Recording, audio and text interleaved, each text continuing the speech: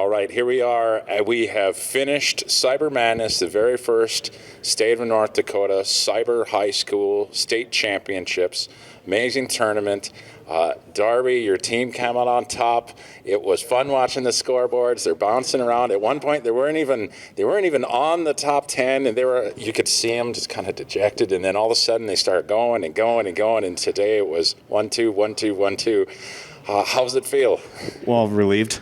Relieved it's over. It was nerve-wracking. As you mentioned, there were several points throughout the competition. They weren't even on the board yet. And then to watch them crawl up from the bottom to the top was exciting. And it was just great to see them work together and to encounter these challenges and to face it the way they did. It was really fun to watch.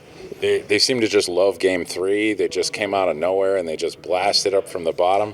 What do you think clicked for them? What helped them move forward? Well, I think more than anything, they were trying to find a process that would work for them, and so at the beginning of each competition, they would study and analyze what was expected of them and all the things that they had to encounter, and they had to develop a strategy as to what they would encounter and in what order, and then they began to assign tasks. And so it was great to see them communicate and collaborate that way and to problem solve and to work through those challenges. And so it was a fun experience to watch all those competitors develop similar strategies and find a system to work. Yeah, you could see when we're observing the teams that were running up the scoreboards with the teams that were talking to each other, they were communicating, they were making sure that they knew what each other was doing. And I was just standing behind your team and I was watching them, I'm going, these guys are going to keep moving, and they kept on going, so it was great. So what kind of prep did they do coming into this tournament? How did they get themselves in that kind of mindset? Well, we of course received the information from Palo Alto, and honestly, this is not my industry, not my field, and so I gave them the resources that they were able to access, and I said, hey, I'll help you in any way I can, in terms of getting you the resources that you need to make this happen. And they actually just kind of dissected it piece by piece, and they said, Mr. Heinert, I think we have a pretty good view of what's going to be expected of us, and so there was quite a bit of prep work the night before, and actually each night of the competition, you'd think these kids would be running around a motel, swimming in a pool, but our guys were actually in the room studying and putting information together for the next day, developing strategies already. So I was pretty proud of their approach to this whole thing. They wanted to win. I was amazed. I got here about 8 o'clock. Tournament doesn't start until 9. There were already 4 teams here, already set up, already running examples this morning. And I was like, wow, these guys are going. And there was not a single team that got here after 8:30. Everybody was here early. Everybody was prepped.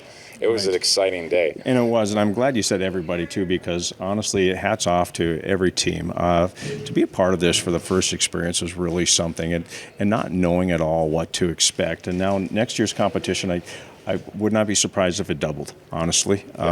We may have to look for a larger venue.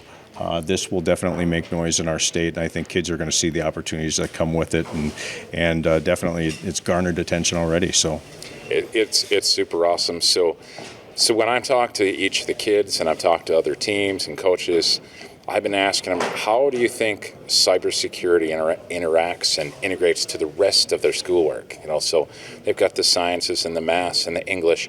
How do you think this helps them and propels their knowledge set in maybe everything else they do? Well, I think for a few of them at least, it's kind of solidifying what their future is. Honestly, I could see a lot of them are actually pursuing this as a career path.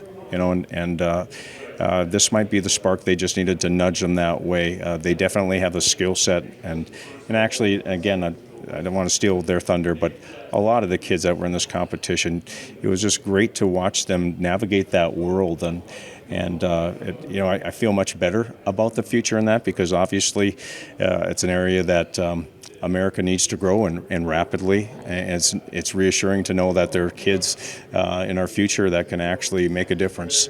That's awesome. And we've heard from lots of people, they talk about problem solving and logic building and even just thinking deeper into something, understanding the why. Do you think those things are going to apply? Oh, very much so. We were talking on the way back to the motel last night about how many career-ready practices from CTE actually translate to this in terms of the communication, the collaboration, the technical skills, the problem solving, as you noted, and they see that, they pick up on it, and they talked about how that actually worked within their strategies and their processes that they use to be successful in this tournament.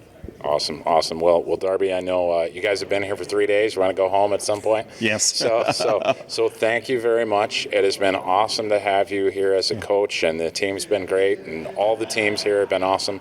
But thank you very much, and congratulations for being the coach for the very first state champion here in North Dakota, the first state running a high school state championship for cybersecurity. Awesome work. Hey, thank you very much.